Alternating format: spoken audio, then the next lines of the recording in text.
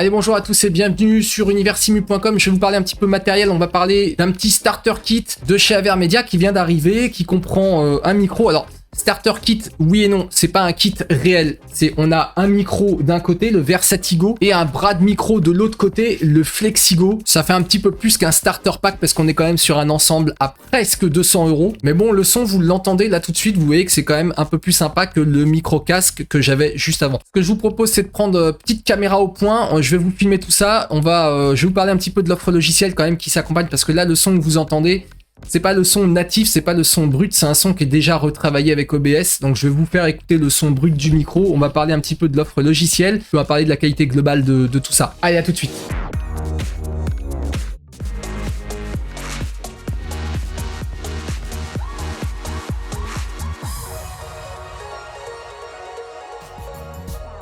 Allez, je vais commencer par vous parler du bras et pas du micro en premier, le Flexigo. C'est un bras pour micro, mais qui a la particularité par rapport à ce que moi j'utilisais avant, de ne pas être sur ressort. En fait, il est fait avec deux éléments principaux d'une trentaine de centimètres. On a un bras qui est pas très long d'ailleurs, qui fait une soixantaine de centimètres, qui est largement suffisant pour une configuration de stream, mais qui, contrairement aux autres bras, n'utilise pas de ressort pour son articulation.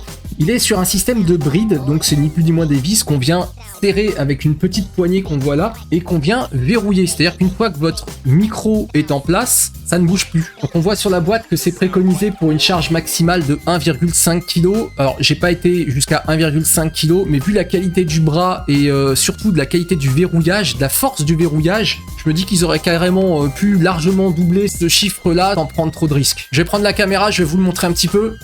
Voilà, le Flexigo, c'est ça. C'est d'abord une pincetto on ne peut plus standard qui vient prendre le bureau. Et ensuite, on a plusieurs brides, donc avec une base sphérique ici qui permet d'avoir la rotation complète du bras.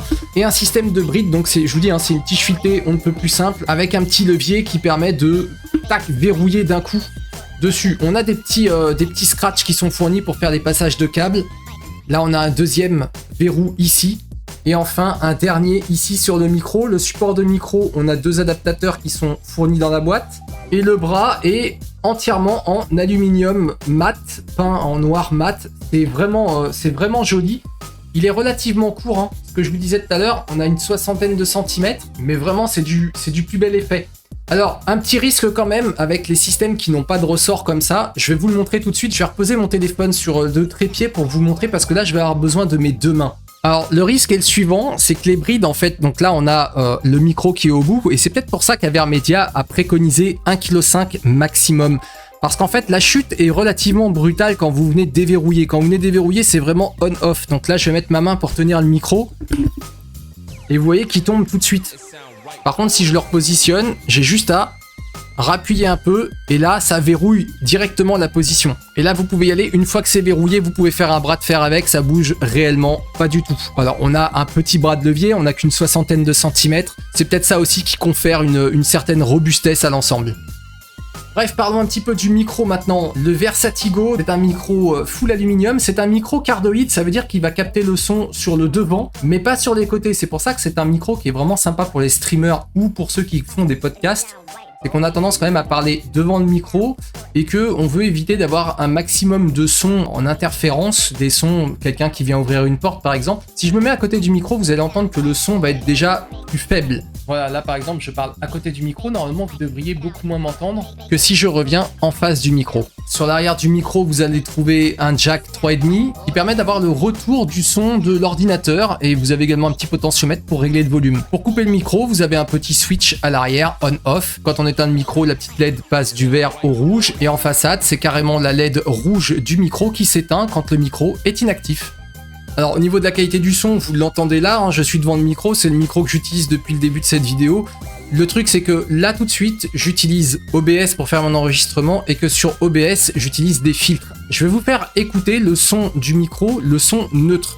Vous allez voir que c'est un son beaucoup plus bas et surtout qui entend tout. C'est un micro qui a une bonne captation du bruit et de l'environnement, mais également de la voix. C'est un son qui est relativement neutre, mais que vous allez pouvoir modifier avec un logiciel qui est fourni. Voilà, je vais désactiver tous les filtres que j'utilise, donc les compresseurs, l'expandeur, l'égaliseur, la suppression de bruit et le limiteur. Et normalement, là, vous entendez ma voix, mais vous allez également entendre les clics de souris. Vous allez également entendre ma frappe clavier. Sachant que mon clavier et ma souris sont situés à peu près une vingtaine de centimètres sous le micro. Allez, je remets mes filtres. Donc le Versatigo est fourni avec le logiciel que vous voyez à l'écran, Avermedia Streaming Center. C'est un OBS, ni plus ni moins, qui vous permet de faire du stream et de l'enregistrement de vidéo.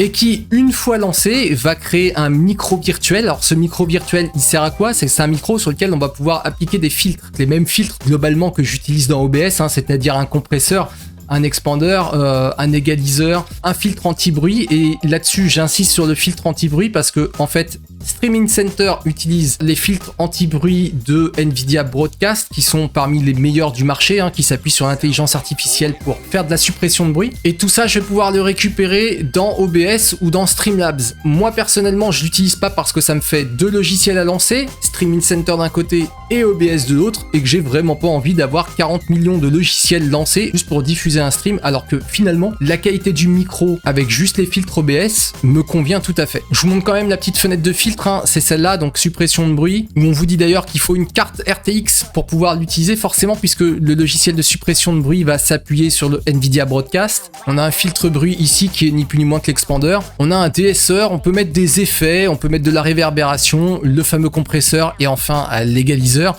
Et si vous utilisez du coup les réglages ici, dans OBS, il faudra vous mettre en micro virtuel, et ce micro virtuel va venir récupérer tous les réglages que vous avez fait dans Streaming Center. Voilà, je pense que j'ai à peu près fait le tour. Je vous ai parlé du prix, je sais plus, 80 € pour le micro sur Amazon.